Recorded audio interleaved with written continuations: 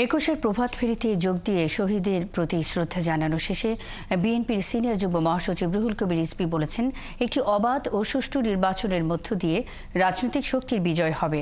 আর অন্য রাজনৈতিক দলের নেতারা বলেছেন জাতীয় ঐক্যের কথা। প্রভাত ফেরির হাজারো মানুষের মিছিলে শিক্ষাবিদরা বললেন সকল ভাষার সুরক্ষার কথা।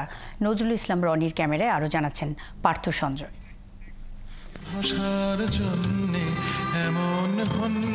কেউ বললেন অতুলনীয়, আর কারো ভাষায় অসাধারণ।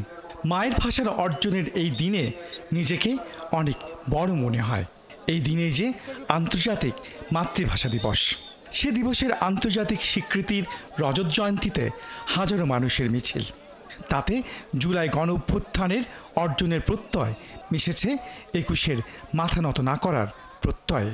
রাজনৈতিক দল, বিশ্ববিদ্যালয়, সংগঠন সব মিছিলে ঘুরে দাঁড়ানোর শপথ। বাংলাদেশ জাতীয়তাবাদী দলের পক্ষ থেকে শ্রদ্ধা জানানোর শেষে সিনিয়র যুগ্ম মহাসচিব রুহুল কবির রিজভী আহ্বান জানালেন চূড়ান্ত গণতন্ত্রের পথে যেতে নির্বাচনের। অবাধ সুষ্ঠু নির্বাচনের মধ্যে দিয়ে রাজনৈতিক শক্তির বিজয় হলে, রাজনৈতিক নেতৃত্বের মধ্যে দিয়ে যে দলকেই ক্ষমতায় দিক জনগণ, তাদের মাধ্যমেই আপনার স্থানীয় সরকার নির্বাচন হবে এবং গণতন্ত্রের চর্চা এবং অনুশীলন এটা অব্যাহত থাকবে। রাজনৈতিক দলের মিছিলে আরও শোনা গেল জাতীয় ঐক্যের তাগিদ। আজকের এই ২১ থেকে আবার শিক্ষা নিতে হবে, যাতে করে একটি জাতীয় ঐক্য তৈরি হয়।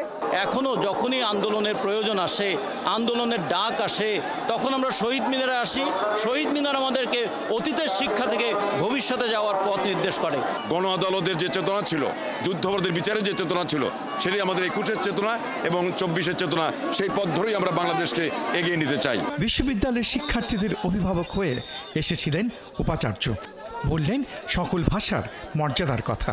আন্তর্জাতিক মাতৃভাষা দিবস সমস্ত মাতৃভাষার প্রতি সম্মান জানাবে এবং আমরা আমাদের যার যার পর্যায় থেকে মাতৃভাষা সংরক্ষণে আমাদের যদ্দূর করণীয় ব্যক্তি এবং প্রাতিষ্ঠানিকভাবে সেটি আমরা অবশ্যই করব।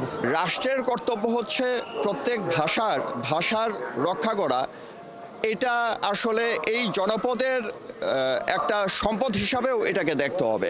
আদিবাসীদের যে ভিন্ন ভিন্ন ভাষা আছে, সেই ভাষাকেও যাতে প্রতিষ্ঠিত হয়, সেই ভাষার লড়াইটাও কিন্তু দেশে চলছে। মিছিলের সারি মুখর ছিল ছাত্র সংগঠনের নতুন বাংলাদেশ বিনির্মাণের শপথেও। ২১ মানে তো শুধু মাথা নত না করাই নয়, ২১ মানে অধিকার। সে অধিকার সংরক্ষণের কথা শোনা গেল আন্তর্জাতিক মাতৃভাষা দিবসের রজত জয়ন্তীতে রাজনৈতিক, সামাজিক আর শিক্ষা প্রতিষ্ঠানের শ্রদ্ধা জ্ঞাপনের প্রত্যয়।